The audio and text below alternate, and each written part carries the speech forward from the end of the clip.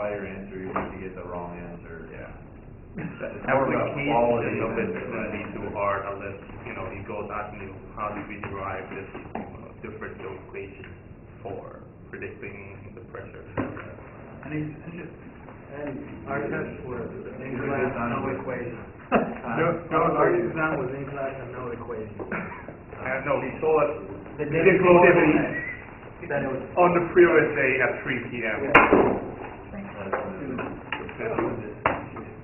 And he gave us basically So we did a little equation, so here you go. A little. You can derive. Just a little. But technically, if it's just the application of it, you give us data, give us time, give us pressure, it's pretty cool. I didn't have enough time to finish this. Don't go into that. Homework grades for the second. Good. Yeah, make this up. No, I didn't put it on that, but if you, I have to for a week, so I got to do it. your document, you can send it and it adds it all the way to the. Yeah. No, I'm saying it looks good homework for geology. Oh, no. I emailed today. I got a D for it. Sounded good? Wow, that was good, man. Thanks, bro. Oh, yeah. That's an exam, man.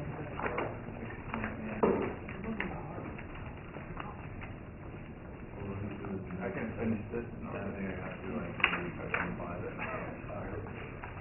Yeah, I got here and I was like, Anyway, love, keep going to it. Oh, my God.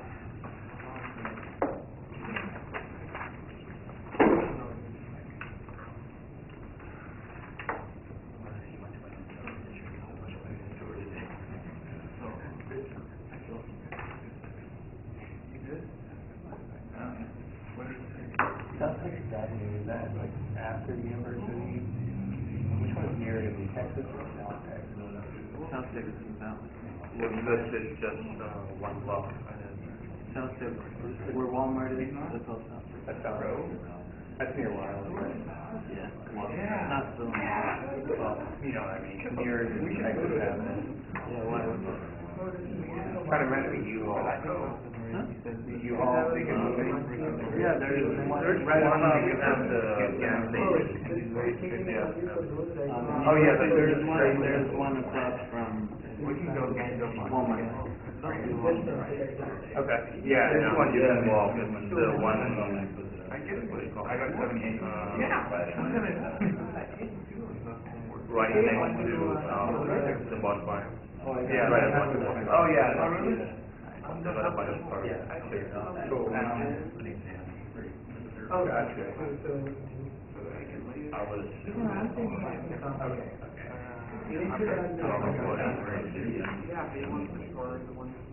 Well, you can come to it. Yeah. I just wrote an article which I think the person in the group, calculated for the 6 minutes. He said only 2 credits for and there were 5 of that, I think.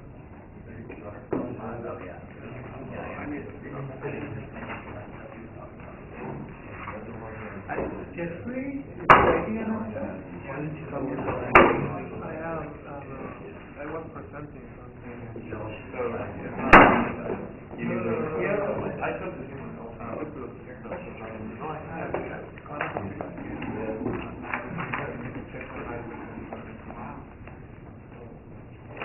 I was taking a test from hell, that's why I was like after that.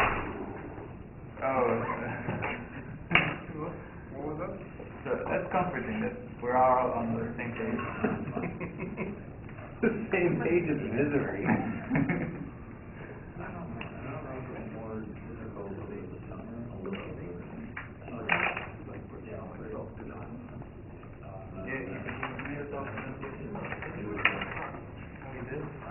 What slide do you guys get up to? I haven't watched the video yet. I can't it's only slide thing. The DL2 riot. You can hardly hear anything like the video. Number 8, and you don't skip it? 7, like No. Present transient. I thought you guys were like on 35. At R12 is that part of the. I've been reading the wrong one. There's PA and the English.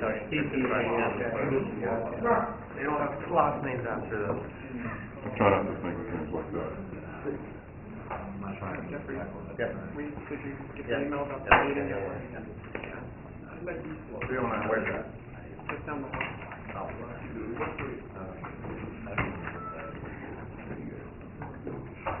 Does he know? Yeah. So we don't disturb people when we have to leave in the middle of the day. You have to leave? At 1 o'clock. Not till then, Jeff, then, you know, everybody who's writing an abstract must attend, not be included in one.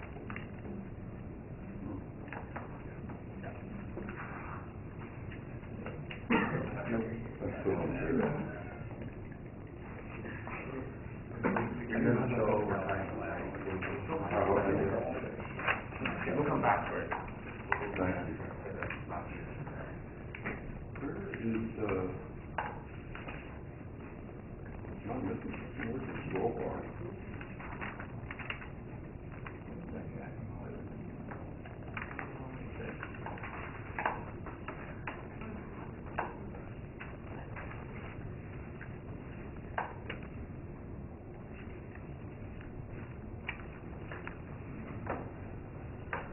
Is there something I'm missing? On how you would,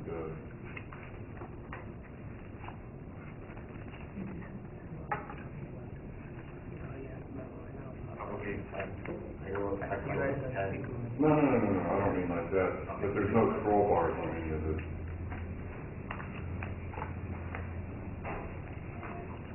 You scroll it with the keyboard? No, there's no scroll on, you know, like you grab it and drag it on any of the things here. I don't know if somebody's got it turned off or what. No, I wouldn't think you could turn it off in Reader anyway.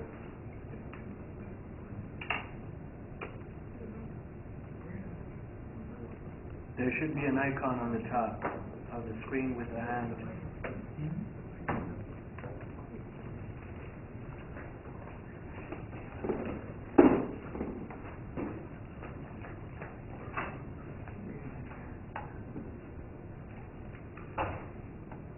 An icon on the top that Yeah, you got it now.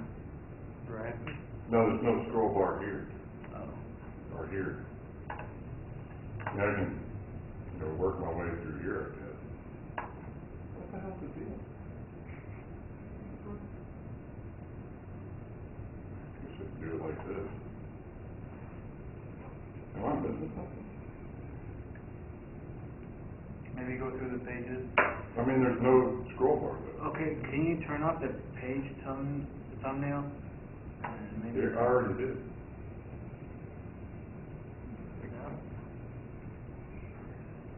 I wonder if it's incompatible with, the smart board. Well, you were scrolling yesterday. I know. I'll restart the machine later. Sorry. I'll do it now.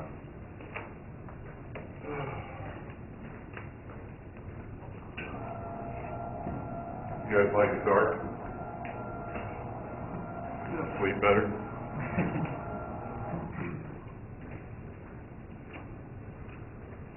Okay, so yesterday we talked a little bit about what wellbore storage is, and unfortunately we got off on a whole other topic, which is in the video now, and hopefully that's okay with everyone. We have unfractured wells, which are wells which just simply penetrate the formation in the center like that, and then you can have a fractured well which penetrates the formation, and then you add a hydraulically fractured, hydraulic fracture.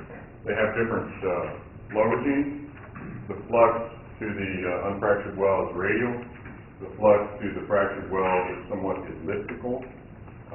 There is a distinction here that when you start talking about fractured wells, there's sort of the old school fractured wells, which is relatively high permeability, and then there's new school fractured wells, which is extremely low permeability.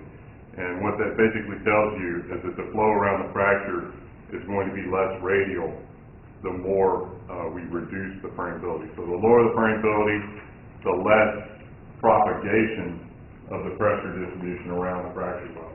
And whenever I say high permeability, basically anything over 0.01 millidarcies is pretty high. By my definition, excuse me. You can see this one, I believe, is listed where, did we not put the permeability on here? I thought we did. Yes, this is 0.03 millidarcies.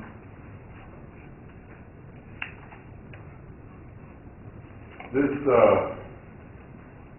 SPE 9975, well number 5, is one of those that will cause you to pull your remaining hair out of your head. It is extremely difficult to diagnose and to analyze. What you're seeing is I've captured the regimes as I believe they exist. The curves look like they go through the data very well, but this is an illusion. There are almost an infinite number of matches possible for this. So how did we come up with this? Well, like I told you yesterday, I used a type curve approach, which is a set of static curves on a page and then overlay the data on top of it. But if you try to use diagnostics for this, what will happen is that you'll see an early time wellbore storage portion. I know I need to stay over here, sorry, just remind me of that every now and then for the people who are in the room. So this is the wellbore storage portion, and then this is a transition portion, or actually a linear flow portion probably. And linear flow is going to occur here. It'll flow linearly into the fracture.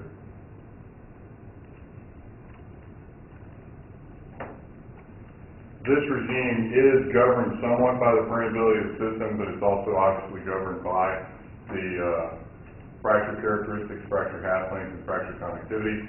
In this case, the flux is essentially linear, so the fracture itself has no attenuation, so it's probably a very high conductivity fracture, or at least a medium conductivity fracture, as we would believe. Let's see, what did I, yep, I've matched this with the highest possible conductivity. Fracture down here, so you can see that.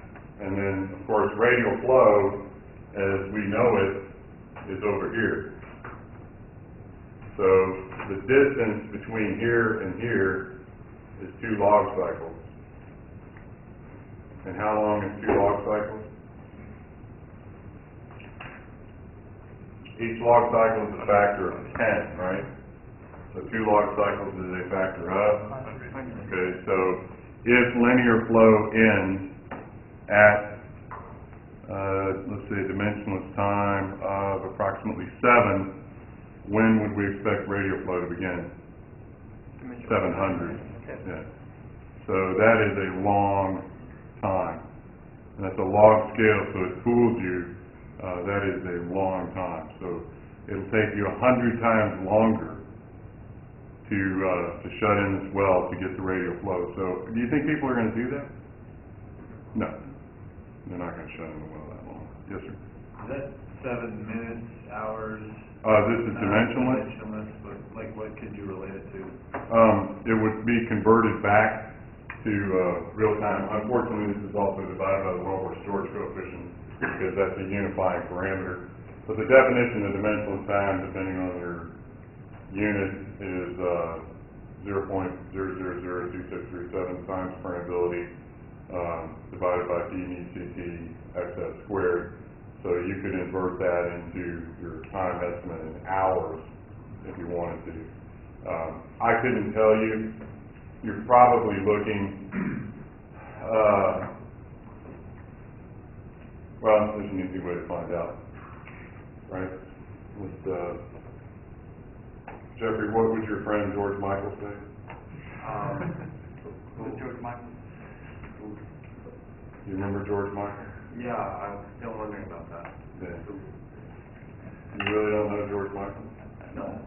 I mean, is that important for? Yeah, it's important for you. Yes, I know I'm going to die and go to the devil. All right, can I stop this? Yeah.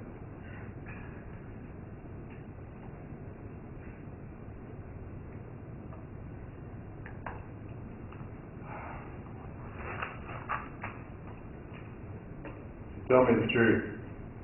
Do you really want to know the answer? Yeah, you don't have to look. No, that's good. You shouldn't be seeing all this stuff. My peekaboo here is go there.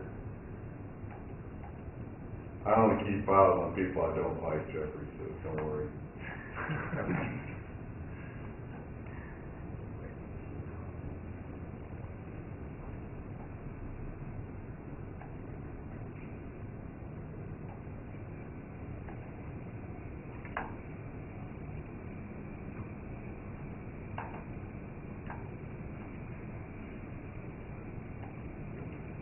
By the way, if any of you want to complain how I do something, go ahead and complain.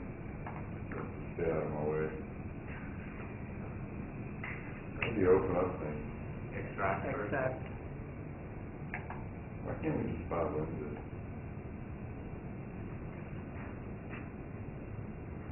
Okay, so this particular paper is SPE here.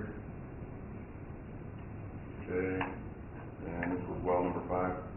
Why can't I have my thing?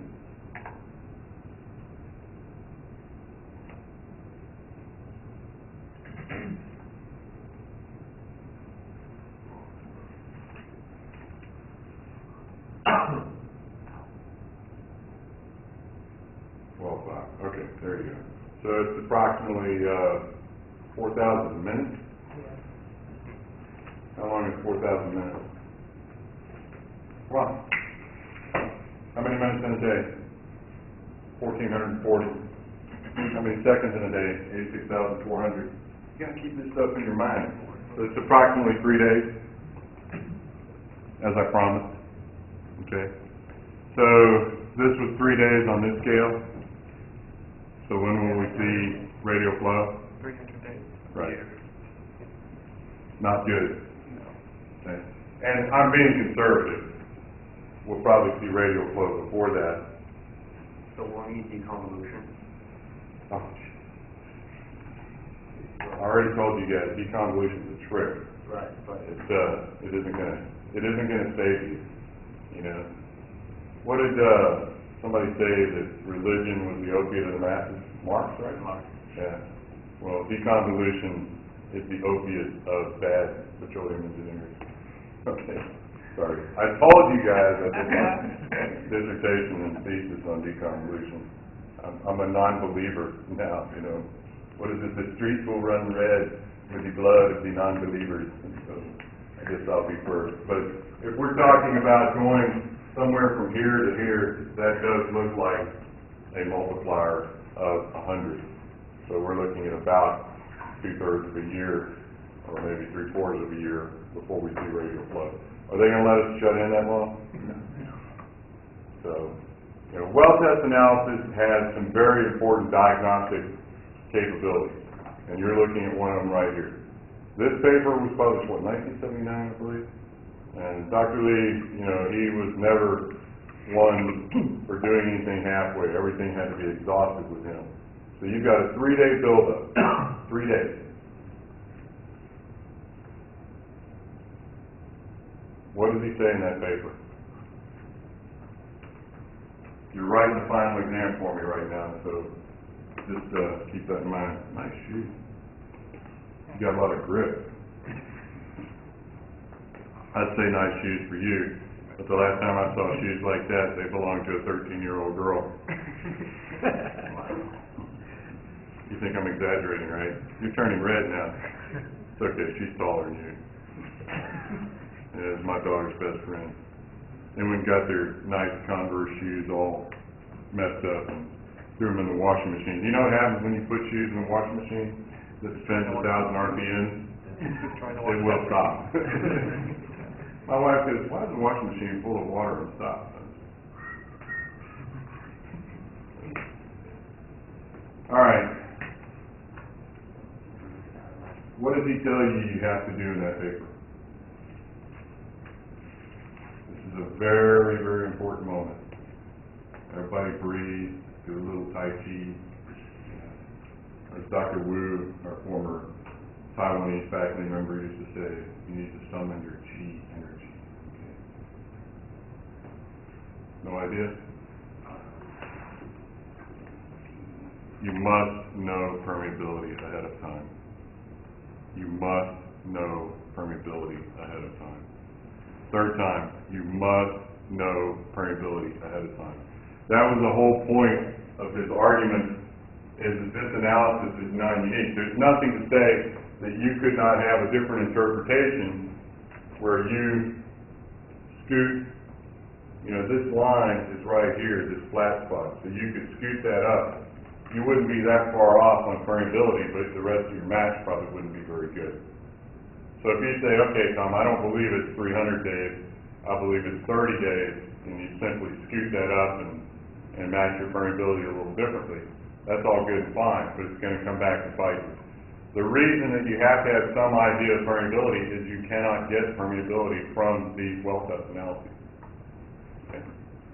All right. Good enough for the moment? What's the permeability, Dennis? 0.03. Okay. And what do we deal with in shale? A lot smaller. Yeah. So let's say 1,000 times smaller.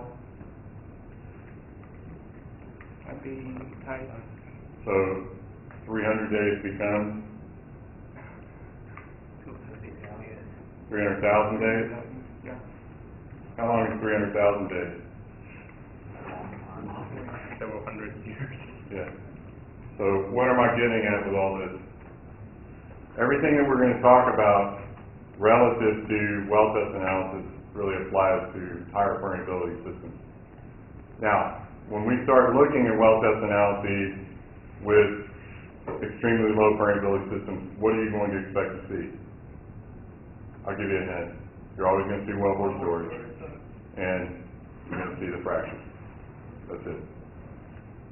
So your whole mindset about pressure transient testing has to change when you start looking at low and ultra low permeability systems. Yes? I thought one of the biggest things we get out of well testing is permeability. Correct, but now we have to flip it upside down, because when you're dealing with low permeability systems, you're not going to get an estimate of permeability. And you just caused me to think about how I want to say this, because I know we're being recorded. The traditional, if you go back and look at PETI 324, everything we analyzed was, well, except for cases like this, was relatively high, a millidarc or higher type permeability. The world is beautiful, flowers and unicorns and rainbows and that sort of thing. But when you start getting into lower and lower permeabilities, the matches become less and less unique, et cetera, et cetera. So having permeability as an objective for well test analysis just got flipped. It's not going to happen. It's not for low permeability systems. So what are we going to do instead? We'll go to production analysis. So production analysis, we're going to go to that because we have a lot richer data set. But we still have the same problem. The reservoir doesn't know the difference. We're still not going to get a permeability signature for 300 years, or maybe 3,000 years, or maybe ever. Okay. So we're always going to be in transition. We will always be in some sort of a transient flow state. Now there is an artificial pseudo-steady state regime in a multi-fracture horizontal well when all the fractures are interfering with each other, but it is an artificial, it's a pseudo-steady state. The actual localized flow is still transient. The actual pseudo-steady state is another 2 to 3 orders of magnitude in time out of the way. So what you're hearing happen right now is people are talking about looking at the so-called stimulated rock volume, the SRV, which does have the equivalency of an enhanced permeability. You put so many fractures into it that it's actually acting like a higher permeability medium. That's why you can say the pseudo-steady state regime exists. But outside of that, you're back to the native permeability. So essentially you have no fluid motion outside of it. It'll take centuries for flux to come in. Okay. All right. I think we've pretty much gone off the deep end there. I went from something relatively easy and lovely and beautiful to something nearly impossible.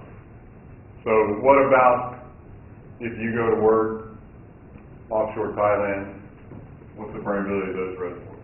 Pretty high. They're not, certainly not on this order. What about if you go to work West Africa? What about if you go to work deep water? What are those permeabilities? They're in Darcy type range. Pressure transient testing almost looks like a textbook. You know, the results come out very much like this classic signature over here on the left. But then you have other problems.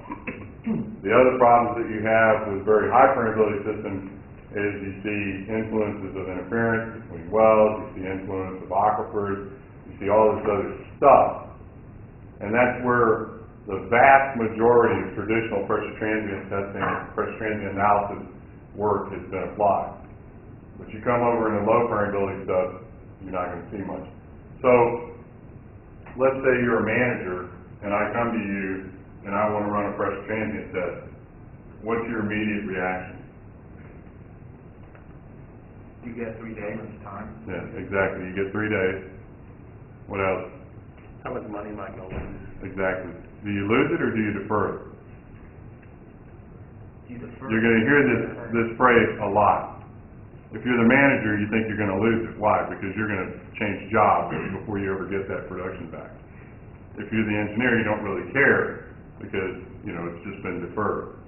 The question is, what's the value going to be? In a minute, I'll show you a case, true story, about how something happened with a manager-engineer type discussion. They must have disabled the scroll bars in order to do the smarting. That must be what we're talking about. Okay, so the static data, you're going to have PVT properties, and I'm sure Dr. McCain's already covered all this for those of you that are in that course. And then, let's see, we have tools here. No? What's this silence thing? Well, isn't it basically putting your signature? Yeah, but why? For scrolling, isn't it, you know, immediate There's right? nothing. There's nothing here. No. For scrolling, isn't it to the immediate right of the percentage sign? Percentage. There's a box where it says percent. What we're right now at 125%. This? No. The immediate right of that should have been scrolling. Yeah. Well, yes. No. Ah, okay. And then It didn't work though. the other one should give you scrolling. That was a good idea. So the name of scrolling? Yeah. Where's it at? That button you just pressed? Yeah? Hover over it? No, the other one? I'm hovering. Yeah, it says switch window with... Yeah, but it doesn't enable. How do I turn this off? The small X that is right underneath the big X. No, that's the file. Because my tools in here. Ah, you smart. Okay. Tell me what's wrong. I give up. We're just gonna, Live with it. yeah. You press the right button, the right arrow, that'll go to the next page and all that stuff. No, like on the keyboard. No, I know, but you just made me think of something, maybe it's here. No, I think it must be turned on. Yeah, I mean, you got page down, page up. Somebody just wants to mess. Yeah, I wonder which one of you it was, because I left the room with it logged in. Sam, too. All right. So It is people- recorded. Hmm? It is recorded. Yeah. The scroll bar? Everything's recorded. Yes, Jeffrey. So you can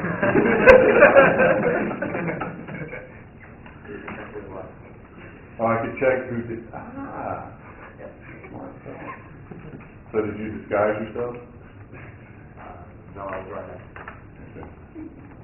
Somebody pointed out yesterday that I shouldn't have brought up that you should grow an afro, so I apologize if you don't want to grow an afro. But When did you say that? I don't remember. Somebody reminded me of it. You okay, Sam One? I'd say let's take a vote. If Jeffrey will grow an afro by the end of the year, we'll have a pizza party or something. What do you think? That's money on that. Yeah. Yeah. I'll put some in too.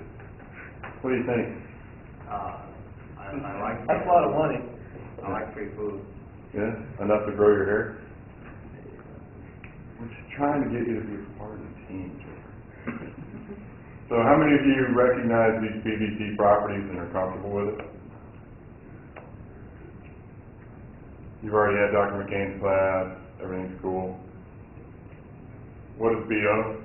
Not body odor. What is the formation volume factor for oil? No? For oil? What does it mean? Oh, it's the amount that oil expands going from the ground. Okay, that's a lot of words. What does it really mean? Ask a chemical engineer, throw a lifeline, anybody but Jeffrey. Chemical engineers, raise your hand. Go ahead. You got one right next to you. Sam, one. The volume of the oil you get at the surface compared to the volume you get at subsurface. That's the ratio. Okay. So, how many fingers does he lose on that one? The rest of the chemical engineers will turn on you, like the snakes they are. Chemical engineers work in terms of what? Math. We work in terms of volume. So what's the formation volume factor? Volumetric It's change. a surrogate for a mass conversion. Correct? Okay. And we get it from what? We obtain estimates of the formation volume factor from what? Equation of change. Sorry? Okay, so we have equations of state or fluid reports or correlations. Okay. So we mostly use correlations because they're easy and because everybody who's been a graduate student for the last 100 years has probably written a thesis on this or something. If you search how many different correlations there are, it'll be mind-numbing, right? Why do people write different correlations? Somebody throw me a bone. Because different correlations control different parameters and keep certain things. That's not a bad, you didn't really get your words right, but I get the meaning. What you're really saying is there may be parameters of influence that weren't considered for one that should be considered for another. But what's the real reason people seem to be writing correlations or correlation type papers? Go ahead, Jeffrey. Because there's eccentricity for the gases. So you Again, sort of like that, maybe not the right words, but I get it. There's some sort of a difference in how we might characterize something. What are your, generally speaking, what are your control parameters for black oil properties? Somebody throw that out. No, what are your control parameters? Bubble point pressure, solution gas oil ratio at the bubble point, temperature, and stock tank gravity. For the most part, we get away with that for black oil. Why? Because they're paraffin hydrocarbons, they're all in the same family. We think they're all somehow related to each other. Same thing's true for gases, hydrocarbon gases. What do we usually use there? Molecular weight is the big control parameter, and temperature, and contaminant, whatever the contaminants may be, nitrogen, hydrogen sulfide, carbon dioxide. What's the worst contaminant? From what perspective? Okay, so H2S is the worst from safety. What's the worst from a gas processing standpoint? CO2. Wrong. Sulfur. Wrong. Nitrogen. Nitrogen rejection is the hardest, most expensive part, right? What's the most influential contaminant from a chemical standpoint? It's the one we always ignore. Water. Correct. Why? Does water behave like anything? First of all, it's polar. Look at its critical temperatures and pressures. They're not even on the same plane as the others. If you look at carbon dioxide, what does carbon dioxide look like molecularly? Water. No, it looks like propane. No, sorry. Three. Propane or something, right? Or butane. Roughly the same molecular weight. Nitrogen's roughly the same molecular weight as ethane. So, I mean, you've got all these little rough things. But water, although it's similar molecular weight, it has absolutely no bearing on anything. It's a polar molecule, so its critical temperature and pressure are way out there. Do you have a lot of water vapor in gases? There can be. most of the time we knock it out at the well site with dehydration. But there are some natural gases that have quite high quantities of water. Just something to mention. Okay, so those are the two easy ones. So for black oils, we can characterize that with gravity, temperatures, bubble point pressure, and or solution gas oil ratio. Gases we can characterize with molecular weight, temperature, contaminants. Nobody still answered my question. Why are there so many correlations out there? It gets to adjust with the measure values that we. Okay, more specifically, If you have a. what country are you from? Venezuela. Yeah? So, tell me about the oils in Venezuela. We have a broad range, comes from condensate to heavy, extra heavy oil. Okay. Also be. Are oils in Venezuela the same as oils in Saudi Arabia? We have light oils, but Okay. maybe that might be. Okay, so let's pick something else. Let's pick, I don't know, something in the Middle East. Most Middle East oils are light, except for things like in Abu Dhabi, there's heavier oil. Obviously, there's heavy oils everywhere, but they're not exploited as much in the Middle East. Compositionally, should you have a Middle East correlation, a California correlation, a Texas correlation, a Calgary correlation, a Venezuela correlation, an Eastern Venezuela correlation, a Western Venezuela correlation? No, I don't Am I driving you crazy? Yeah. So if you look, that's historically how things happen. For example, when Standing did his first work, and Standing was either the luckiest guy on the planet, the smartest guy on the planet, or like a sliding scale in between the two, because he set all this in motion with his correlations, and he used what? Who did he work for?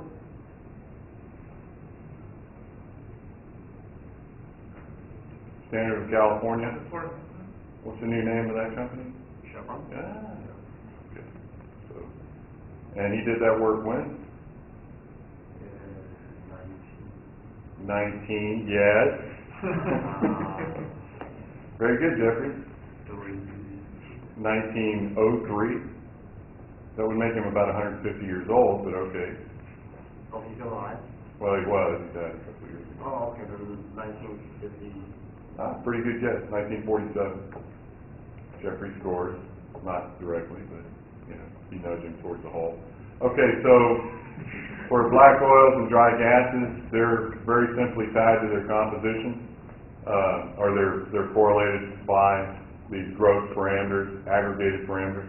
What about volatile oils and gas condensate? There's the problem. So start talking about all these equation of state thingies and asymmetric factors and all that other stuff. Why is that in there? We have the Chemi triangle of love here. Why is that in there? Why do we need equations of state? Make ideal more like real. Sorry? Or make ideal more like real. I don't know if that was the. No, that's not what I meant, but I think what you're trying to say is you want an equation that will characterize what? What's the purpose of an equation of state? It's to relate density to what? Temperature, pressure, and composition. Okay? And no matter how complicated you get, that's still what its purpose is. There are all sorts of other things that are related to that: enthalpy, entropy, Gibbs energy, whatever all those crazy terms are in there. You've got acentric factors, diffusion factors, you've got mixing rules. You even have viscosity equations of state, which are actually not equations of state. There's some sort of a pseudo type of a correlation with a mixing rule. You can't really have an equation of state for a transport property. You have to have an equation of state for a volumetric property, which would be what? Density. So we have to have an equation of state for volatile oils and gas condensates. And you see that I have compositional formulations, which is big words for equation of state. Now, let me ask you this. There's a great book by Eilers, and it's somewhere out there on the internet. There's 2 volumes of it. It was a correlation. He worked for the United States Bureau of Mines, and what he did was he presented all this data for, condensate? Could you conceivably create a map of condensate behavior? Or is it just too complicated? I want to be really careful about this because this is, you know, I hear the saw and I hear the ice breaking the farther I walk out on it. But black oils and dry gases, we were able to establish unique correlations for their behavior based on aggregated mass and temperature and pressure property or, you know, characterization. But when we start looking at volatiles, what's going to happen? Anytime you're near the critical, strange things start happening. So you need to be able to capture that. And we made a decision in the petroleum sector, probably in the early 1960s, to just utilize equations of state. So all of the equation of state noise that you've heard in your petroleum engineering career is about getting better estimates of what? Basically density. Okay. And are we really interested in liquid density, vapor density, or two-phase curves? Two-phase. Well, it's sort of all of the above, but yeah, it's a trick question. So you want to be able to capture all of it. What about water? What properties affect water? Temperature, pressure. Yeah, you can read it off right there. Temperature, gas gravity, salinity, okay? And a bubble point.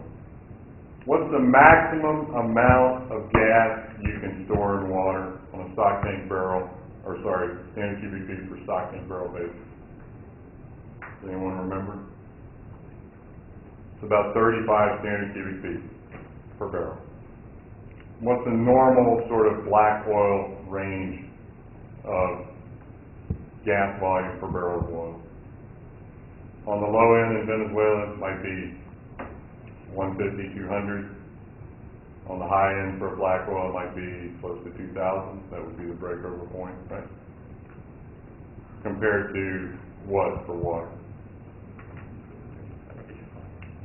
On the low end, water's about 7 standard cubic feet per stock tank barrel. On the high end, it's about 30, 35 standard cubic feet per stock tank barrel. So SAM number 1, you and SAM number 2 are going to create a company called gasfromwater.com, okay?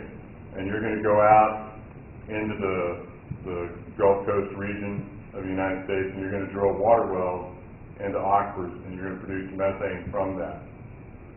Okay? 35 standard cubic feet per barrel.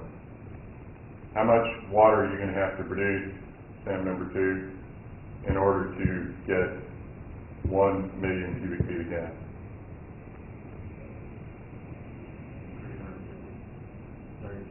30,000 stock tank barrels of water. Is that water just going to come out of the ground? No. How much is 30,000 barrels of water? Is that a lot? What's the standard tank at the oil field? 300 to 500. That's more like 100, 150 barrels, but there may be larger ones that you're referencing. So how many of those are we going to have? That's 300 of those a day. What are you going to do with all that water? Inject it. How much is that going to cost? Yeah. So there was an enormous amount of money spent by the United States Department of Energy to produce methane from water. You can go look at all the reports in the late 70s, early 80s, even into the late 80s and early 90s. I mean, they spent a fortune, our tax dollars.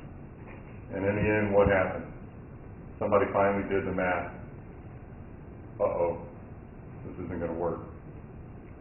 Because you got to pay for the disposal. Where were they going to put this water? Anywhere. They were going to put it into coastal marshes and everything else. So you're producing water that's 100,000 parts per million and full of all sorts of nasty stuff, and you're going to dump it in the marsh. You know, in this day and time, if you do something like that, you get a free room somewhere for a long time in prison. So that went the way of not going to work.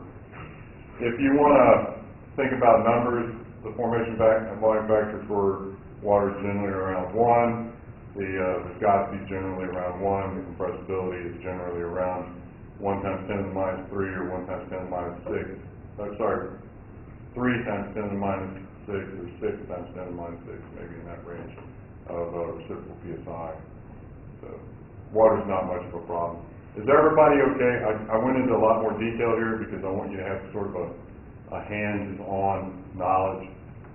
When we start talking about pressure transient analysis and production data analysis, black oil is easy, water is easy, dry gas is easy. What happens for volatiles? Think about it.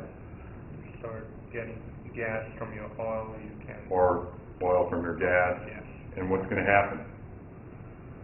All this beautiful analytical stuff that we wrote,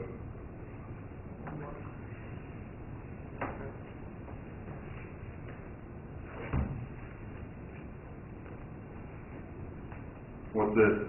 The trash can. Why does it have to go in the trash can? Can we write equations to model multi-phase behavior in gas oil systems analytically? No. Yes, but when you take Petty 620, you'll determine that that is one of the most nonlinear relationships out there. So people either compromise one of two ways. They either solve part of the problem numerically, or they Write a correlation. cheat. And how do you cheat? You make some assumption about how that nonlinearity behaves. And you were saying correlation, I'll give you partial credit on that. You come up with some behavior now you got me saying correlation, for the nonlinearity, and you fold that into the solution. Is it unique? No. Is it perfect? No. Is it going to work for wide ranges of pressure? No. So, when you start looking at the work done on highly nonlinear relationships analytically, it is a very tedious operation. So this is why, gentlemen, we invented what? Reservoir simulators. Levine and Pratt was probably the first and really only sort of two-phase analytical, quasi-analytical approach you want to talk about. Aronofsky and Jenkins in the late 1950s, they ran out of running room on trying to solve the gas nonlinear equation, so they technically wrote the first reservoir simulator, and it was for dry gas, because dry gas can be nonlinear, right? The properties are highly dependent on the pressure. So that was one, and then Levine and Pratt came along, and they were actually copying some stuff that Muscat had done, or taking a lead off of some stuff that Muscat had done. So the compositional part of this really takes you, or the behavior, when you start getting into multi-phase behavior, you have to leave the analytical domain and go to the numerical domain. And the amount of work used to solve the equation of state is often on the same order as the amount of work used to solve the flow equation. So now you have a tedious solution for the flow equations, you add a tedious solution for the phase behavior. No matter how much computing power you have, it's not going to be push a button and blink, here's the result. So that's something to keep in mind. Reservoir properties, porosity, we can get that from cores and well logs, net pay, cores and well logs. There's all kinds of people who have specialized their lives for 30 years on getting porosity, on getting net pay. When you have a conversation with them the first time, you're going to think you're a blithering idiot, and then you're going to realize they've had 35 years to look at this, and they're highly biased about how they look at things. Hopefully you can bring a new perspective. The general rule of thumb is that net pay is less than 40% of gross pay, but what does that mean? I have a really hard time with that. I heard somebody use it in a conference recently. We use the rule of thumb for our calculations that net pay is always 40% of gross pay. What? Don't you guys do your work? Go figure out what's where and not. I don't think in gross. I think in net. So people who think in gross, i.e. geologists, then just simply multiply the gross by this factor, and that's their estimate for net. And you're all going, why are you mentioning this, Tom? Why are you, obsessed with it? The reason I am is because net pay is a key component of our analysis. And, just to go, well, let's see, I feel like 40% today. Let's use that. And I'm not joking, there are people who have spent their entire careers on net pay. And it's not my domain. I respect them, but I also just want a number, okay? And by the way, don't ever tell somebody you just want a number. You're going to get a lecture or a sermon or something. Wellbore radius, usually bit diameter. Formation compressibility can be as small as 3 × 10⁻⁶ psi reciprocal, or you can use a correlation.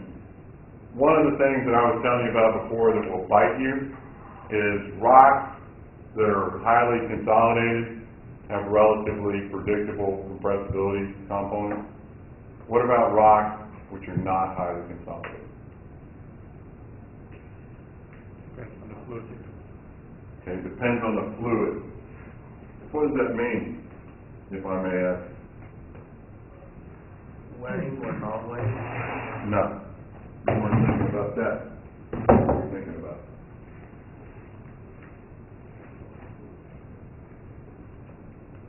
Okay, so what happened was, back in the late 1960s, companies were making these developments of relatively shallow, a few thousand feet deep, shelf reservoirs in the offshore Louisiana and Texas.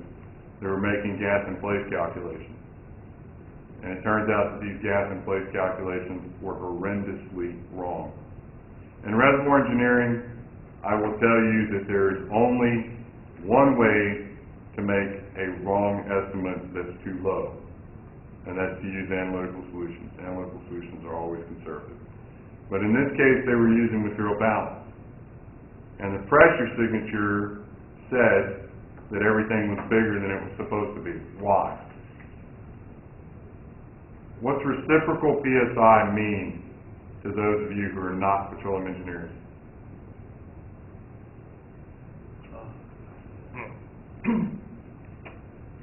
Amount of something you get per applied pressure. Okay, but what does it mean? Yes, Jeffrey? Sensitivity per PSI applied. Okay, you guys are, you're thinking like him is. I need you to, where's the mathematician? What is, pressure is what? Sorry? Force upon area. Okay, but, let me, gesture hypnotically, okay? Mr. Rice graduate, you ready? Okay, this is very easy. The pressure of a system represents its, on a molecular basis,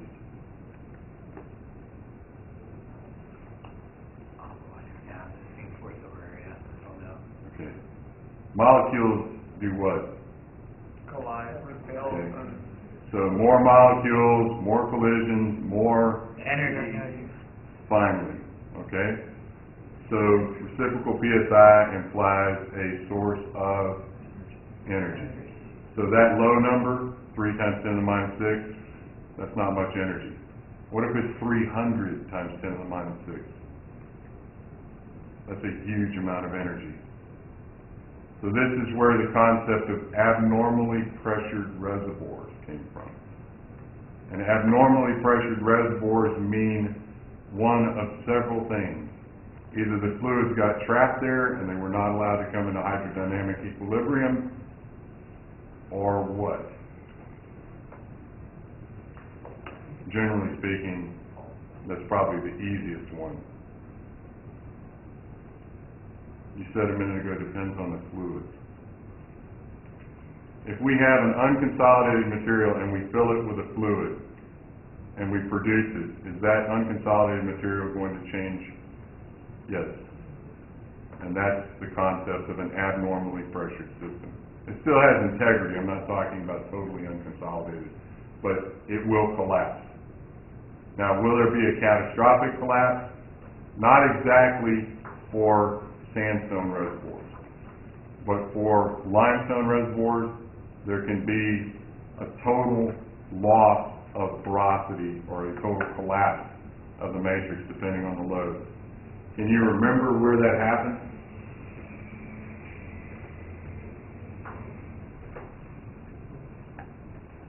We'll use this Google thing.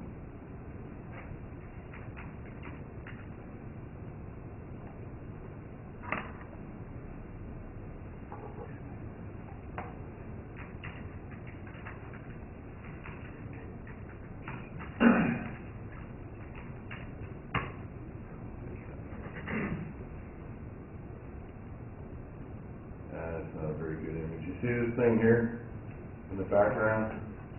The next picture.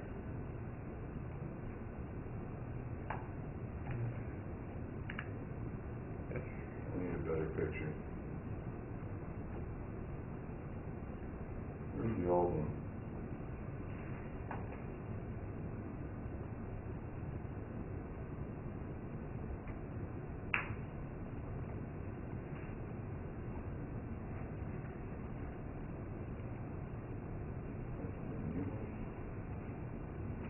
I don't read the Norwegian.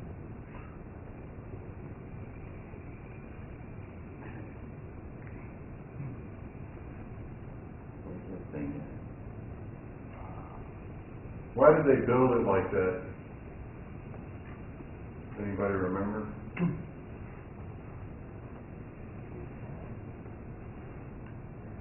Oh, lovely. Go away.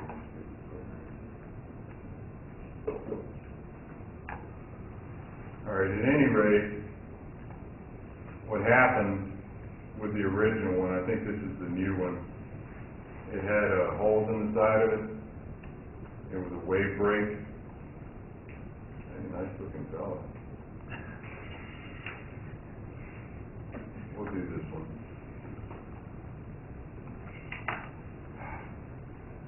I don't like that one.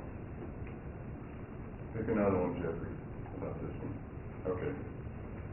So what they're trying to show is they built this caisson around it, and the original one had holes in it. It was, well, nobody, I'll draw it with this thing. There were holes along the side here.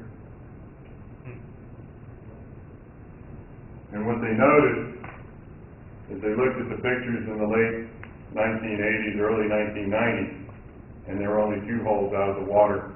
And they looked at the pictures from the late 1960s, early 1970s, and there were 3 holes out of the water. What happened? Did the sea level rise? This is the bottom support. It sank. It subsided. Where are you from in Venezuela? Caracas. Okay. What happened to, have you ever been to Maracaibo? Yeah. To the lake? Yeah. Why is there a dike there? What is it? Dique. Why is there a dike? Avoid getting flow the water, avoid the water to get into To the city. in front of the lake. Sorry? In front of the lake. Yeah, but why is there a dike there? What is it? Why is it? Yeah. In the city of Blasingame, there's a dike that's 12 meters high, Yeah, because they're producing there and they're getting. and it sank, Yeah. subsided. It's one of the biggest examples. Also, Long Beach Field sank. You can look at the old pictures of Long Beach Field, and the wells are sticking out of the.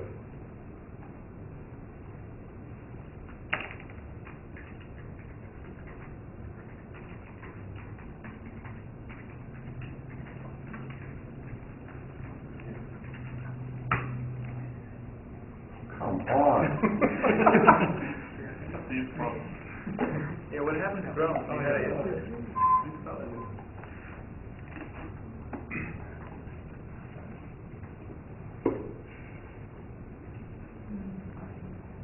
Any good pictures?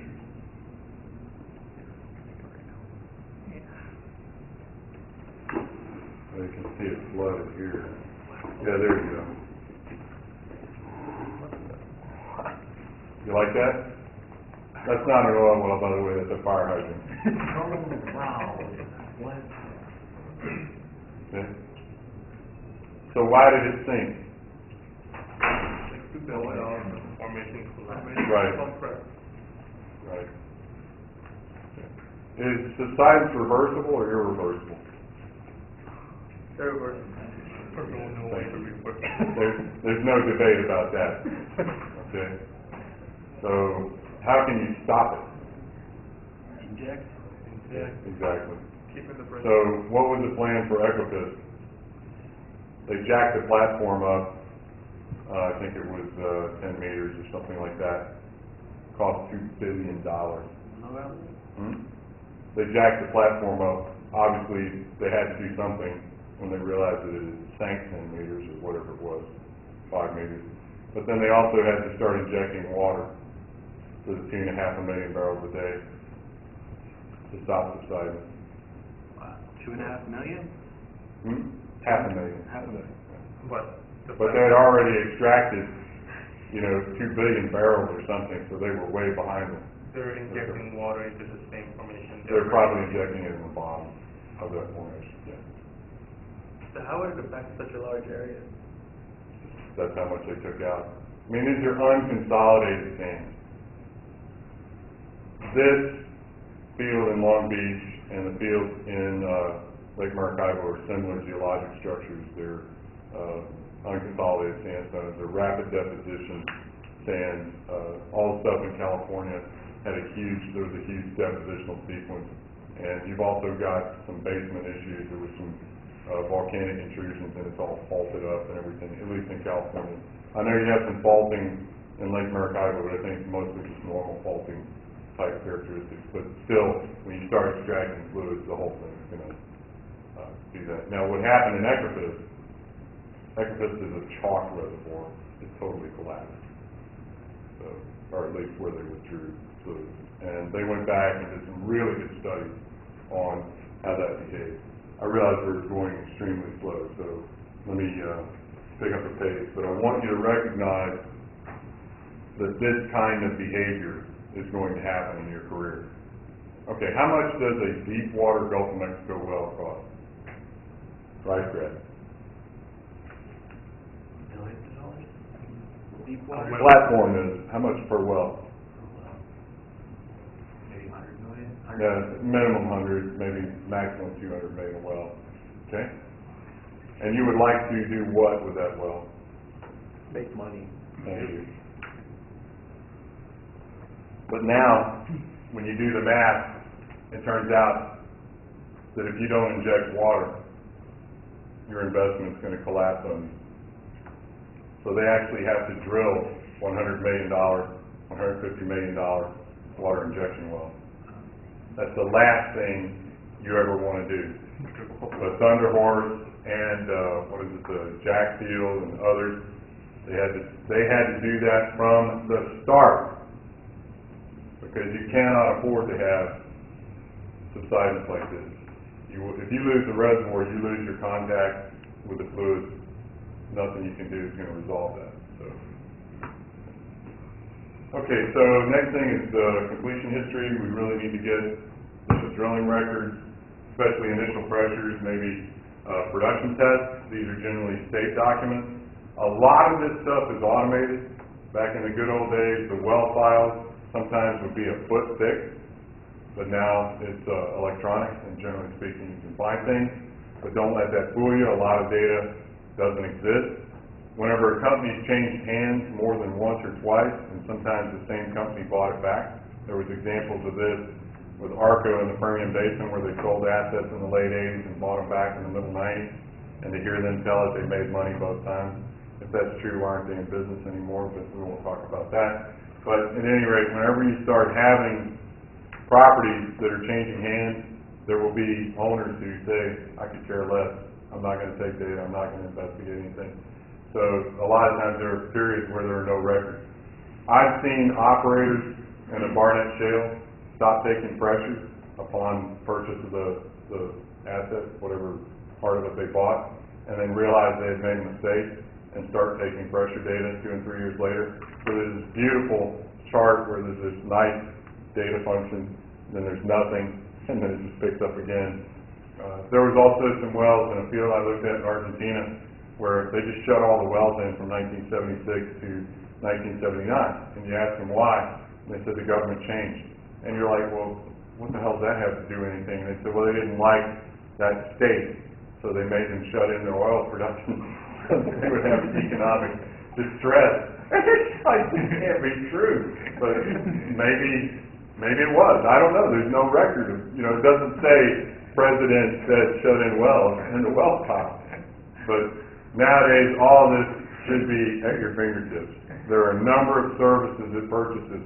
Even 20 years ago, we were dealing with annotated production reports, and what happens is, in Texas, you're allowed to not report on a well basis, but on a lease basis. Everything happens at the well, but you're reporting everything aggregated at the lease. Now you want to go back, you want to take your production data records or your allocation records, and you want to reallocate those. How many active oil wells do we have in Texas? Total in the U.S., about 550,000. We probably have a couple 100,000 active oil wells in Texas. You think those records are going to necessarily reflect, accurate numbers? The only thing you can absolutely, well, I shouldn't say absolutely, but I sound like Mr. Kimball on Green Acres. The only thing you can really put your trust in is probably sales records. Do we sell water? No. So, are there times when people don't report water or do this or that? Now, in Texas, there's a legal requirement. But in Alabama, I did a field study one time where the water production didn't exist. And then all of a sudden it did. And you're like, well, did we go from, nothing to whatever it was, 30 million barrels a year? No, they just didn't report it. There was no legal requirement. So, there's a lot of that. In Louisiana, you could get natural gas until, well, I think maybe even still, which made for a very interesting summer job where somebody pitched a cigarette out of the car and started a grass fire. And my impression of hell probably looks like this. All these wells were on quarter-acre spacing. It's an old, shallow oil reservoir with gas venting out of them, and all of them were on fire. Not the wells, but the gas vents. So how would you, as a young 21, 22-year-old, put out a gas vent fire? There's no valve. It was just vented directly to the atmosphere. So I asked the gang boss, I said, how do we do this? And he goes, well, just reach over and stick a rag in the vent hole. And believe it or not, it worked. Nobody died, but that's not the way I want to do things. I'm going to tell you right now, all joking aside, that the well completion history is probably more important than actually a production record. Things go on, people recomplete, people reperforate, people do frac jobs. There's stuff in those records that really warrant you going and taking a look. Now, when you go to work for a company, maybe those records are stored somewhere else. They have this thing now, it's called a car. Get in your car and go to the other facility and look through the records yourself as well. If you're missing something, go take a look at it. Annotated production records will save your keister. I have seen gas rates double in a well for no apparent reason. No choke change, no nothing. Okay? Chemical engineer, mathematician. Mechanical, I need that. Okay? Do you ever study orifice meters? No. No, nothing ever? Never looked at them, anything? Anybody ever study orifice meters? Yes? What did you study? I didn't study, it was messed up. They told me to go and bang it a couple of times. Okay, well, we're not going to talk about banging the orifice meter, but we are going to talk about something else in just a minute. There are cases where people roll it in and roll it out and, just write down. Okay, there we go. Somebody put it in the wrong direction. Remember, orifice plate is always sharp edge upstream. Sharp edge upstream. Okay? If they flip it over, what happens? You get the... Well, it seems so simple, it really doesn't matter. It's just a hole in a plate, right? But it's how it causes the pressure drop. And so I've seen annotated reports where it says, Bubba put the orifice plate in backwards. We have flipped it over. Well, what about before you flipped it over, you know, you've got several months of rate data that are wrong. Are you gonna correct it? And the first question out of your mouth is how would you do that? Because all the theory for orifice meters is sharp edge upstream. So how are you gonna reverse it? You can't. Obviously this is an aberration, but you know, even custody transfer points make mistakes. Custody transfer means where SAM 1 has a device, and on the other side of that device, it's mine. Okay? Maybe a leak, it may be a meter, it may be an orbit, it may be a you know, Coriolis meter, mass meter, whatever. But the meter's mine, by the way, because I'm the purchaser. But you know, after that point, he doesn't care. How many of you ever had a leak in your water meter or your water main at home? Yeah. So I called the water company, it's not the city, and I said, my meter's leaking, and they said, if it's on your side of the meter, then it's not our problem. And I was like, what the hell? And it was on their side. They said somebody will be out later on. Like, you guys. If it wasn't on your side, it's about to be. All right. So production history, again, allocated rate data in Texas is pretty much a big problem, but you know, nowadays IHS has all these data allocated. Also, it's drillinginfo.com. They also have a data set. I think we have a contract, not a contract, but a donation from both, but Drilling Info is a lot easier to use. IHS doesn't want to give us the login capability, if I remember right. Yes? IHS is a large service vendor. It's IHS.com. I don't even know what it means. International House of Sausage or something. But it's they just have been on a buying spree. They bought a major vendor that was a data vendor about 10 years ago, and in order to avoid what do you call it whenever you have a monopoly, the Justice Department made them allow others to compete. So there was something called Lassiter, I believe, and then HPDI and some other small companies. States keep records, and companies like IHS, they buy the records, they put it in a very convenient format. And so you buy a subscription to IHS, you basically get everything. It's like walking through a magic door and having all the data you could ever want electronically. However, there needs to be some caveats. You know, they being a large company, they do a lot of checking, but it's still not perfect. I've taught short courses where companies did not maintain an internal database. They just went out to IHS and pulled their own. I mean, if I told you the name, your hair would stand straight up. But this super major did not maintain its own internal production database. They would go out to IHS and grab their data off of a vendor site and put it into, you know, reservoir engineering calculations. So They're always behind too. they generally speaking have a 3-month lag on reporting. So you need to be careful with that. Some states do not require reporting. Pennsylvania is a recent addition to that. Prior to, I believe, 2010, Pennsylvania did not have a reporting requirement, and Pennsylvania requires reporting on a 6-month basis, not a 1-month basis. Indiana has no reporting requirement. None. Zero. Nada. There are no reports. Doesn't West Virginia not have it yet? I don't know about West Virginia. I am told that the best reporting system in the United States is North Dakota, that you log in and anything you want is available. A lot of countries, New Zealand, Australia, I think UK, everything you could want is on a publicly accessible website, and you're going, why would they do that?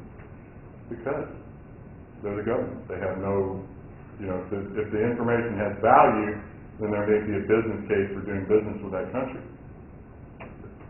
Here, individuals own, or companies own the mineral rights, so there might not be such a decision like that to release that to the public. Okay, so as we work down this, you know, I would like to tell you again that the vast majority of pressure measurements are taken at the surface. completion changes are often not recorded. Some pressure data are just wrong. How many of you have seen pressure gauges which are flat? And then somebody comes and, what was your word exactly, Omar? Bangs it? Yeah. I've seen people hit it with a hammer, that sort of thing. And, oh, new pressure, you know? So this happens all the time. Equipment changes, poor practices, failed equipment, seen that. I saw a buildup one time where the pressure built up exactly to 999 psi and then stopped. 999 psi and then stopped. Somebody did just, Last time I'll repeat it, 999 psi and then stopped. Oh, it was more than that. You know, my daughter, she wants to be a detective, right? And really, I think she ought to just be like an annoying person, which is what she is. But if you're a detective, what's the rule of detectives? You keep asking questions till you get an answer. And, you know, like, you find something the last place you look, because you stopped looking. Well, the last question you ask is the only one you remember. So I was going through this with former students, sent in a data set, said, oh, you can use it for your class. You know, I'll give it to you. But you got to tell me what happened here. Why is the pressure 999 psi? And I'm like, hell, I don't know. So I looked at everything. I tried everything I could think of. And so I just went down this laundry list of questions. What was my last question? Is it the maximum the gauge could read? No, that was question number 1. Thank you. What's the last question? Why am I doing this? Oh, that would have been your answer probably, but you know, I was pretty doggedly determined to figure out what this was. Anybody want to take a wild guess? What was the gauge calibrated last? No, that would have been in the top. I mean, before I got to the UFO sightings and divorce and, you know, other things like that, this was the last question I asked. I said, do you have some sort of automated dump valve system that opens at 1,000 psi? And he goes, that would be pretty stupid to not isolate that from the system. And then he thought about it, he goes, oh my God. So the well built up to 999 psi and then started flowing again. And it was using that automated dump valve. So they were actually selling hydrocarbons because it was going through the system, and he didn't even check. You know, these are mom and pop companies, by the way. So that was a good day. What can you do with data like that? Nothing. Exactly. Yeah. You just kind of close the file, go have a coffee, maybe something a little stronger, and just say, happy days, Yuri. When you're hot, when you're not, you're not. You know, I'm a big fan of downhole pressures, but we talked about this yesterday. Who can afford it? The Saudis, the Norwegians, the super majors on deep water. How many companies are there that run downhole pressure gauges permanently? How many fingers and toes do you have? There's a ton of them. And they're getting more sophisticated, more capable all the time. There's casing convey devices which never require intervention. There's tubing convey devices which can be latched on the inside of the casing, which can be retrieved if there's a problem. There are fiber optic devices which measure temperature continuously down the borehole, and that'll give you a pseudo production log. You can have up to 15 pressure measurements along a horizontal borehole or a vertical borehole. They'll sell that kind of device to you. How much does it cost? About $50,000 per measurement. There's a little bit of a startup cost, like the first one will be $100,000, but after that it'll be about $50,000 a measurement. What does that do to your economics? You know, they start screaming and hollering. I mean, you got people that would pump sawdust instead of sand if it worked. You know, so they're not really interested in taking pressure measurements. When downhole pressures first started being taken, it was actually in Nigeria, and it was mobile. And they were just continuously writing these data to these old external hard drives, which were a fraction of the size. Now, what happened to all that data? what happened to Absolutely nothing. Yeah, so It was just being written on a hard drive somewhere and somebody forgot about it. But right now, major, super major, large independents, they're probably collecting somewhere between 2 to 10 billion points a day. That's with a B, per day. Pressure, rate, other functions, all accessible. But very, very little of it is going to be downhole. Very little. Okay, here's our interesting story.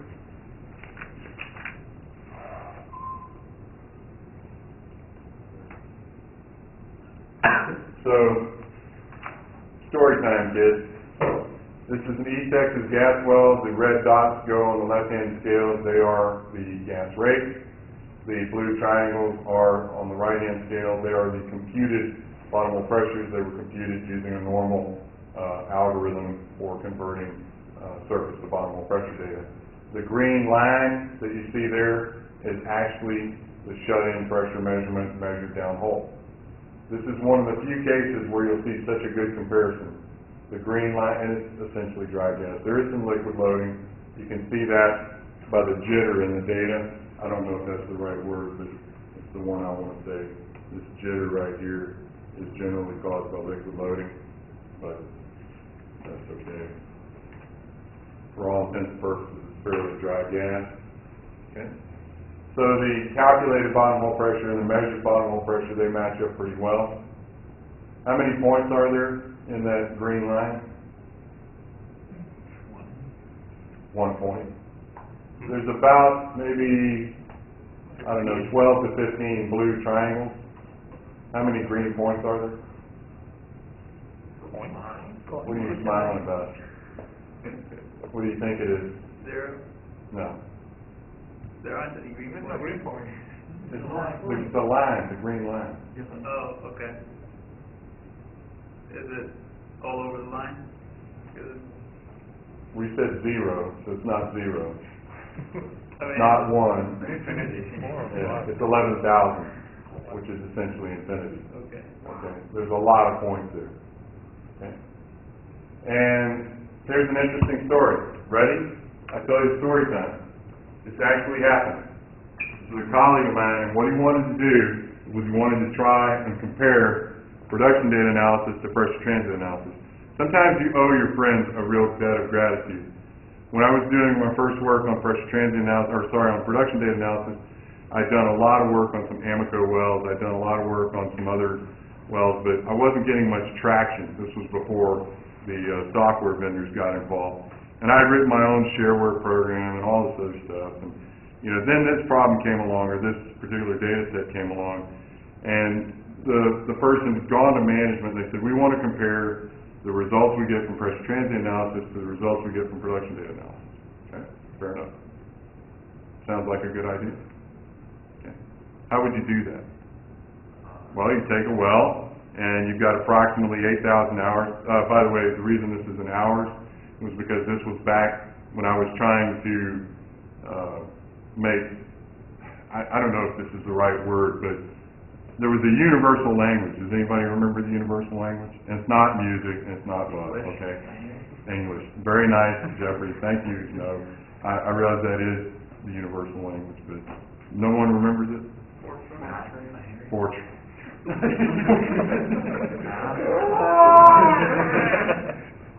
API. I think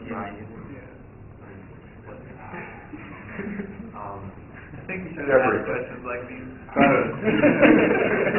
to take a deep breath. Please don't think anymore. Don't say anything. Oh my. Yes, Esperanto. Okay? So what I was trying to do was I was trying to create a universal language of production data and pressure transient analysis as a combined analysis. The reservoir doesn't know or care. We care. So the question is it pressure transient analysis or is it production data analysis? And even, if I were sitting where you were, I would say that still needs to be done.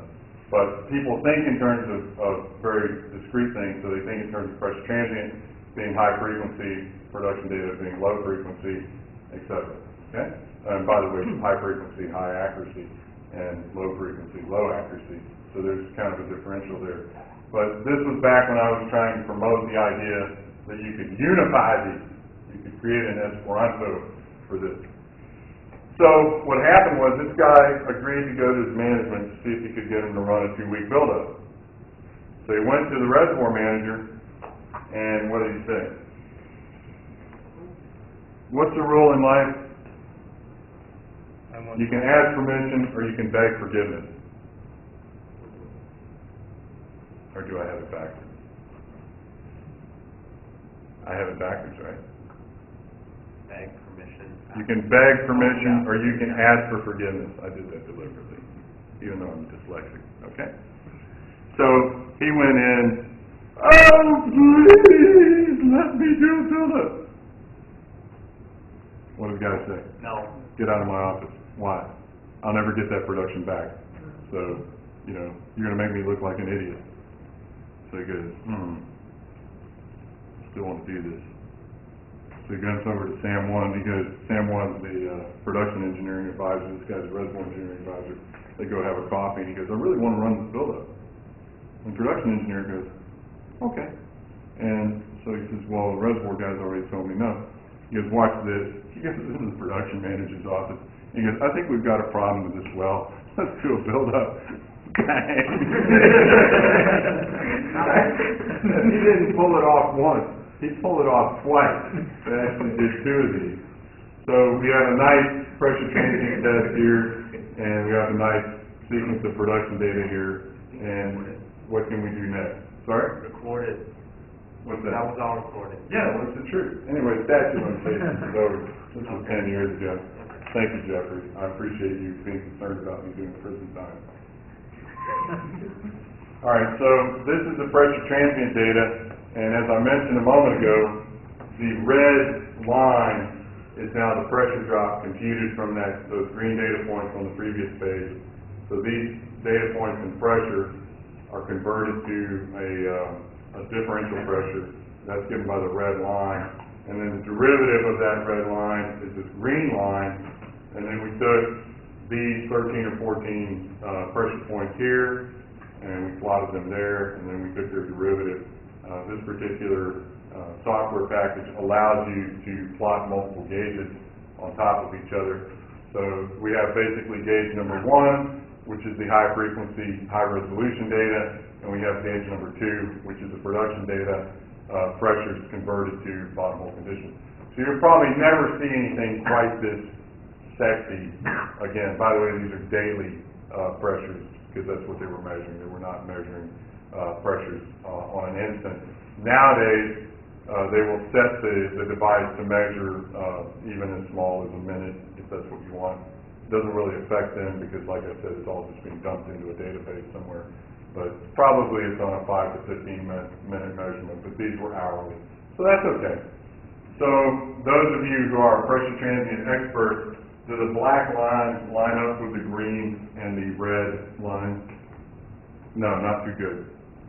So you give me -5 on this analysis, right? Looks good, but isn't perfect. Wrong. Because this is not analysis. Nope, not a fit. The model gives that. What happened is we took the pressure transient analysis, or sorry, the production data analysis, and we imposed it on the pressure transient model. So this actually was not performed as a pressure transient analysis. It was performed as a production data match, and then we took the numbers and reran the black line using those numbers. So this particular match was not obtained with these data. It was obtained, and I have to go forward in the presentation, but it was obtained with these data, with the red and the blue, not with the green. So that's actually a phenomenal match based on that. Did you close this well? You shut up that well? Sorry. Okay. So the green data here and the blue data points here, this is where the well was shut in. That data is put here. Right. The analysis was performed on the red and the blue, the entire history.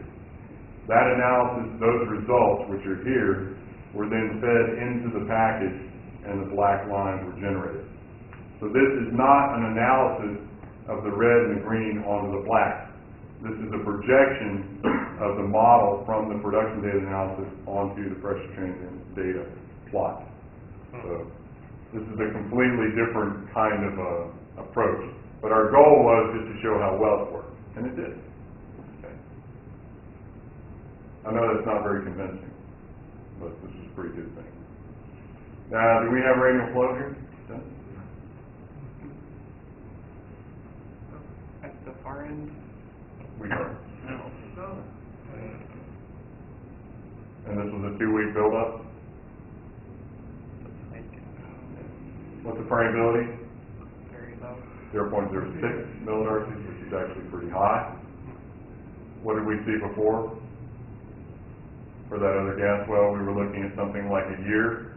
Oh, yeah. Yeah, so this is almost a year as well. I mean, it might be tending towards it, that's what Jeffrey was trying to say with his finger, but this is not a year's worth of data, this is 2 weeks worth of data. So a year is gonna be, what, about, here maybe? So it might be out here. If we projected these lines, it'd probably be flat about right here. Okay. How often do you get matches like these, like you said they were? This is a very unusual case, and this was an experiment. I mean, we could do this with a simulator, but this was an experiment with an actual case. Tight gas, yeah, but anything with lower permeability than that, it's going to be tough. And in fact, I would say you probably have a bit of flex in that permeability. It could probably go up or down easily 25% with no significant variance. I'll rephrase it. Let's say we could go plus or minus 15, 20% with no significant variance. We could definitely go 5-10% with no visible difference. So, you know, you're going, well, that's pretty good. You can lock onto it. Yeah, but you've got a whole bunch of other parameters you're playing with, and that's where the issue is going to come into it. But for tight gas, we wrote several papers in the mid to late 2000s on looking at tight gas, especially production data analysis for tight gas. It was always easy. I mean, tight gas is the new, you know, conventional, and really low perm stuff. The reservoir engineering, the flow physics just hasn't gotten there yet. We cannot make this happen faster than it's going to happen. So those signatures that we need to perform diagnostics, they're just not going to happen in a time frame where we can use them. So the alternative answer is what? Change your objectives. Look at whether or not you can confirm your fractures. Look at whether or not you can see any kind of interference feature or something like that. I will tell you, I don't have it to show you, but I will tell you that with the exception of wells with some sort of damage, multi-frac horizontal wells, they all look the same, which is exactly what you would expect. It all has that tuning fork shape that you just saw a moment ago.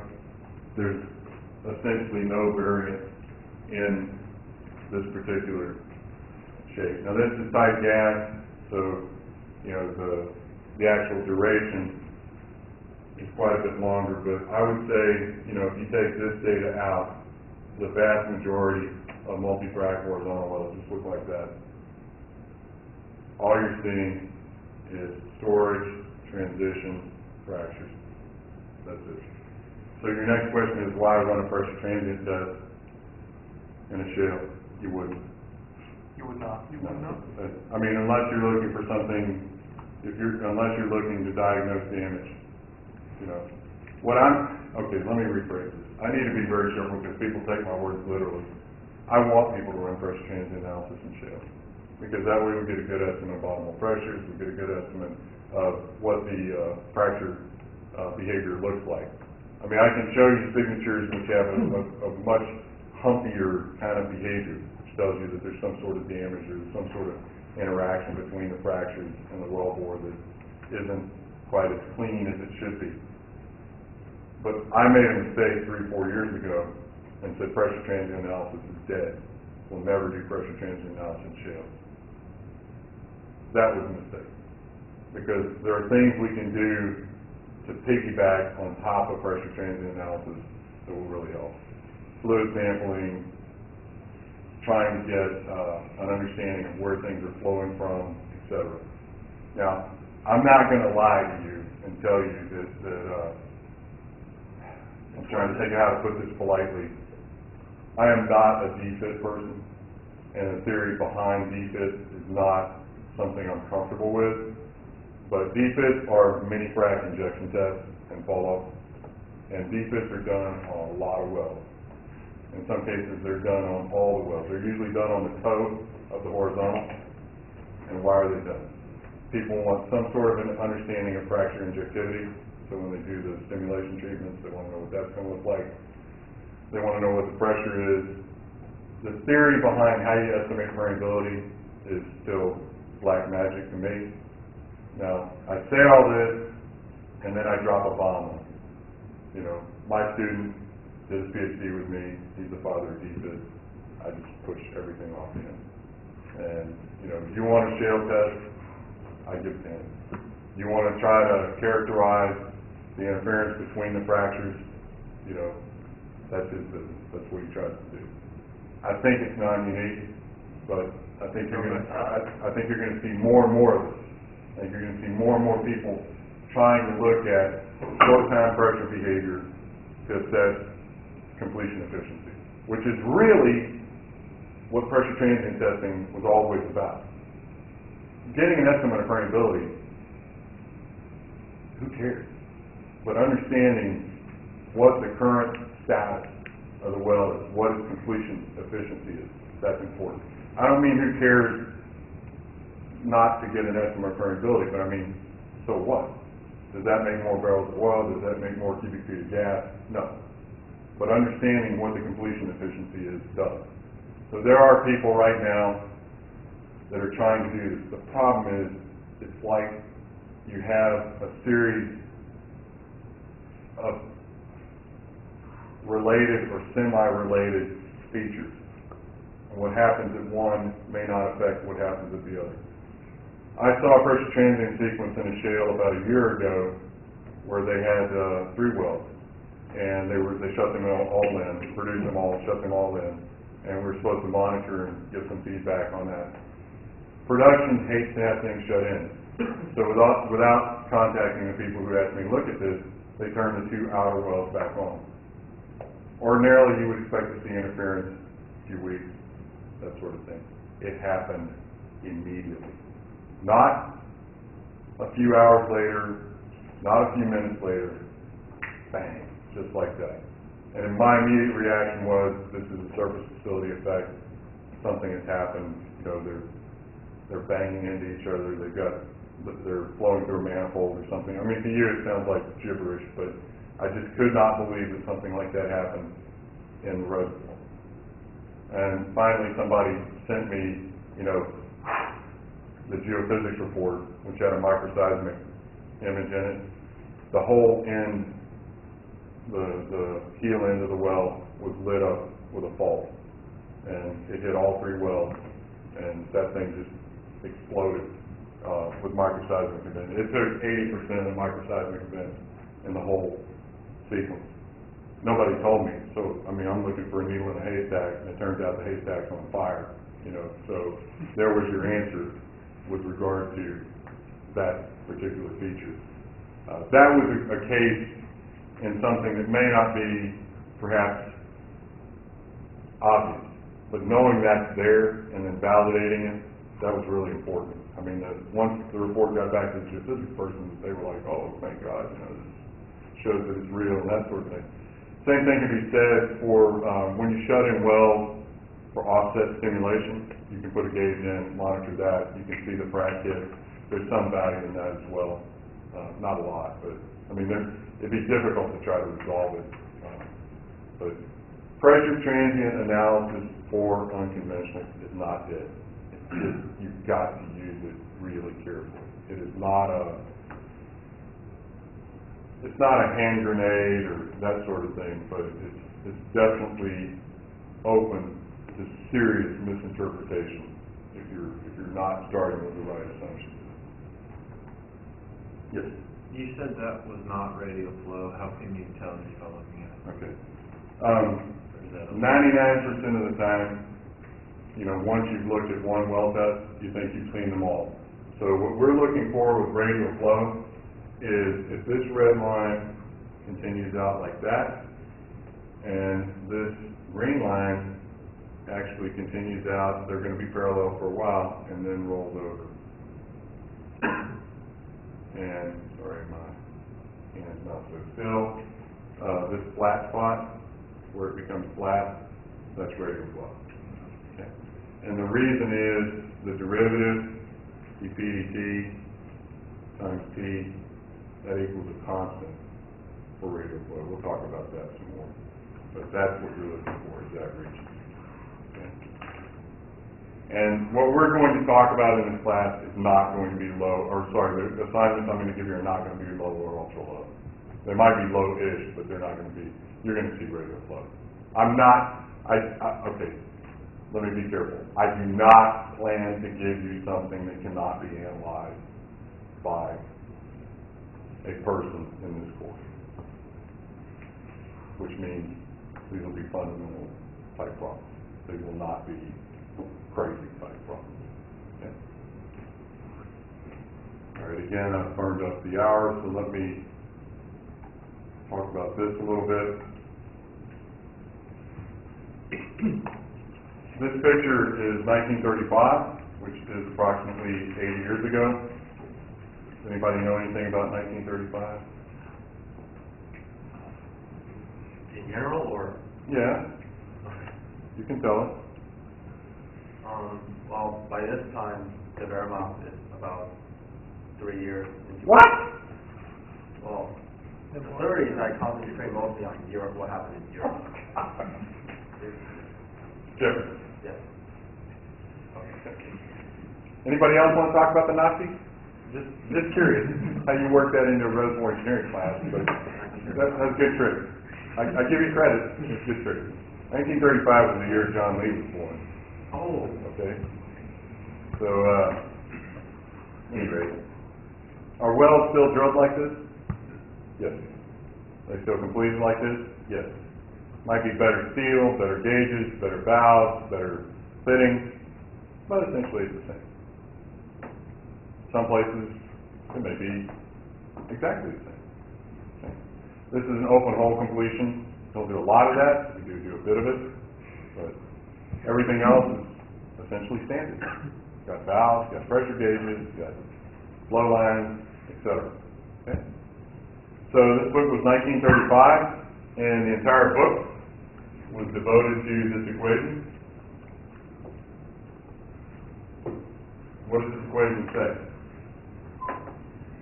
It says that the rate is directly proportional to the average reservoir pressure squared multiplied by, subtracting the wellbore pressure squared, raising that quantity to a power and multiplying it by a constant.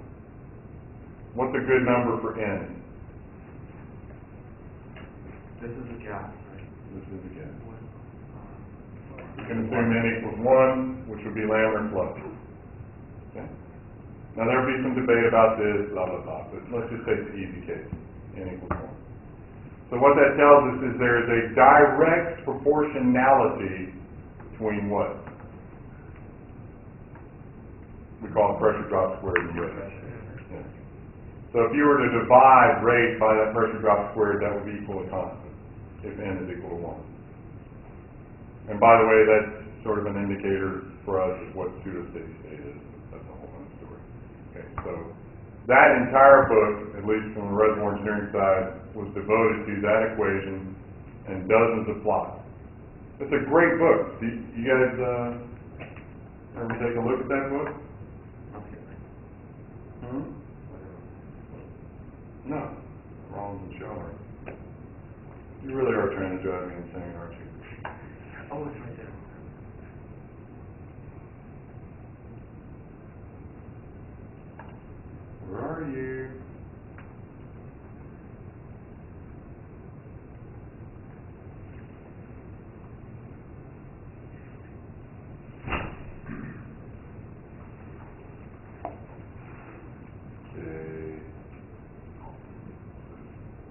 you have a copy of this book. It's right here, as promised. Harold Hickey. You guys remember Harold Hickey? He was part of the Roosevelt Brain Trust. Apparently he wasn't a Nazi, to be sure. Thought I'd throw that in for you there, Jeffrey. Okay, there's that photo. Bunch of stuff there. There's what it looks like. There's dozens of these kinds of plots.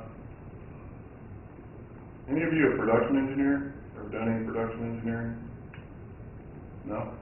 Anybody want to be a production? Here's some more. I've done a little bit of decline curve analysis. Okay, that doesn't really count, right? What am I looking for? Where are you? I know you're around here somewhere.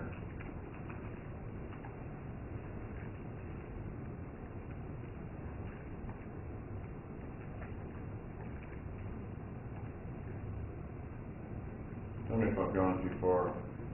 Not that you would know.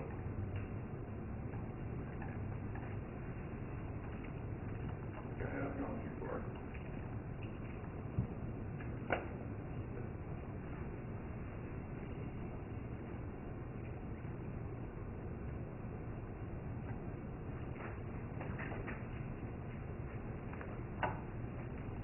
So tell me the truth. You guys love me, right? How am I supposed to do this now? I've got no... Grow by. This is really starting to make me crazy. Is this PDF searchable? You could just plug my, No, it's not searchable. I should have made it searchable, but that's not what I'm looking for. Where are you? Little fly.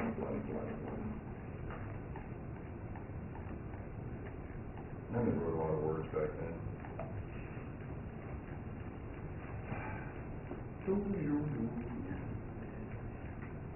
You know, education is the only investment where the customer doesn't want their money's worth.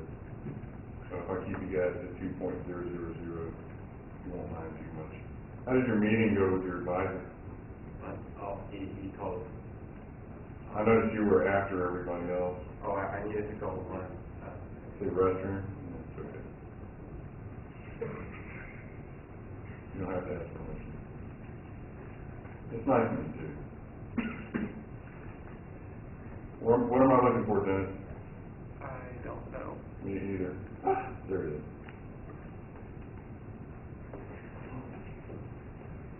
First IPR curve.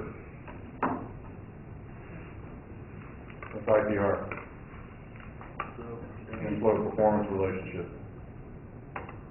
And this was projected 35 years before anybody thought of it. It relates pressure on the y-axis, rate on the x-axis. You guys didn't take the production class? Haven't seen this yet? It's not offered. They're going to tell you about how, well, you're already a patrolman engineer, weren't you? Didn't you work? Yeah. For who? PTTEP? Yeah. Didn't they teach you how to be a patrolman engineer? I was facility. Oh, okay. So they didn't run you through a training program? Mostly for the technical surface, so nothing for the subsurface. I see. Nobody else has ever looked at this stuff before? Yeah, Yeah? a little bit. Okay. So, the point about this was that we were connecting the dots well before we even knew there were dots. Okay. So this relationship, rate and pressure, it was actually the first kind of reservoir engineering equation. You didn't know that. What does it allow you to do? It allows you to predict the rate at some point in the future. Why is that valuable? What is value? You know your production. Sorry? Predict your production profile. Okay. You know, your field work. Jeffrey, Yes. you cannot participate in this conversation. I'm about to do something that requires delicate tact. Okay. Slow joke. Sam number 2. Where are you born? San Antonio? What color passport? Blue. Okay. What happened in 1913?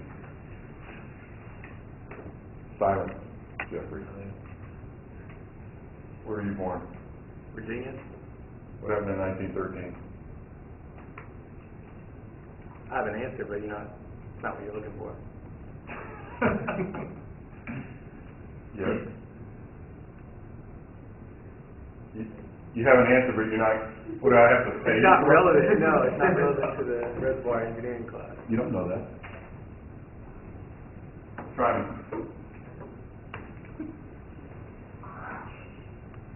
What's the answer? I was gonna say invention of a Vickers machine gun, but. You missed it.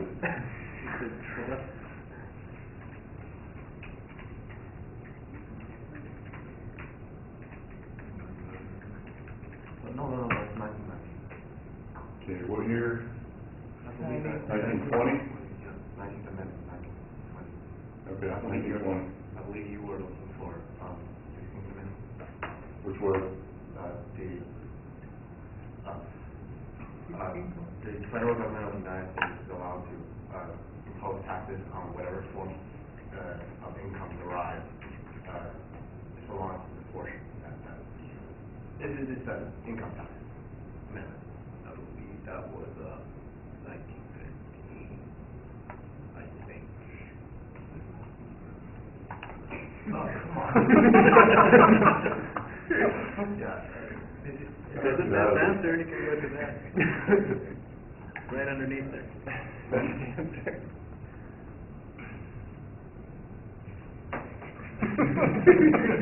Where is it at? Am I missing something? No, It's only one to the song, apparently. It's what? It's not just one sentence, okay? How do I get out of this? You have to press more than twice. I'm just gonna press like that. Okay, so year of birth. All right, Jeffrey. Jeez.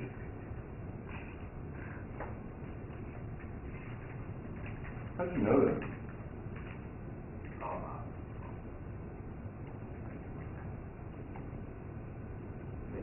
Without apportionment. Yeah, 1913.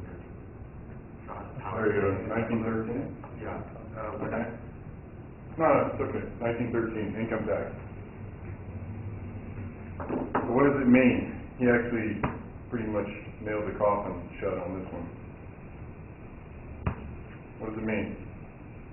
Means they can tax anything. Exactly. Money you're making. And where in the oil and gas industry is the value?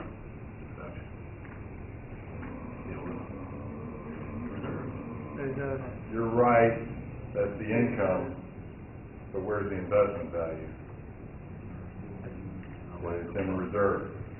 So, reservoir engineering was invented in order to do what? Predict reserve. And I know you're all going, what a crock. Oh, yeah? Here's the first IRS manual.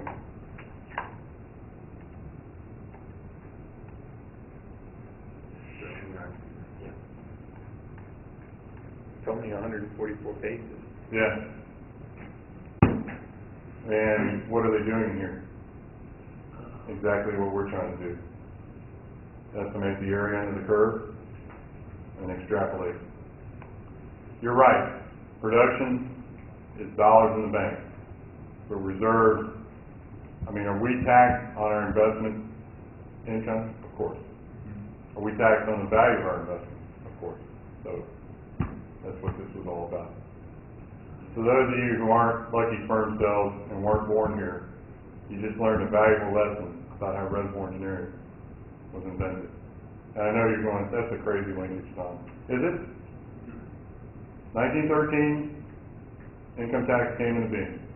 1918 is a book on how to estimate valuation of oil and gas wells or income tax. So, you gonna sleep on that tonight? Imagining that the government actually did something that turned out to be interesting? What does it exactly mean when you say they tax it on the investment? Sorry?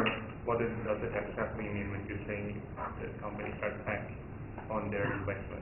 Okay, so, as Sam too pointed out, you're gonna pay taxes on whatever you sell in production, but your company's gonna be valued on what your portfolio is. So, in order to have a value, they invented a way of evaluating your portfolio. So maybe I misspoke, but I think everybody understands the purpose of this is to determine the volume of underground fluid, so there can be a value tied to that, so that you can then go to the investment community, get money to borrow, but again, I'll defer to Tim too. I'm thinking very simplistically here, because my business class was like, something goes up and something goes down, but in order to pay taxes, you have to sell something. But the tax code allows you to have investments that defer your taxes and everything else. And that's really what people are screaming about right now, is that the oil industry has what they call tax breaks or tax incentives. But this isn't really true, because we're still paying enormous quantities of money on or in tax on what we produce. There's investment tax credits for every business, and that's what we're dealing with here as well. But in order to value your investment, you have to have some mechanism to do that. And that is literally where reservoir engineering got started. So is this really a fact? That, Sorry? that the US government started what?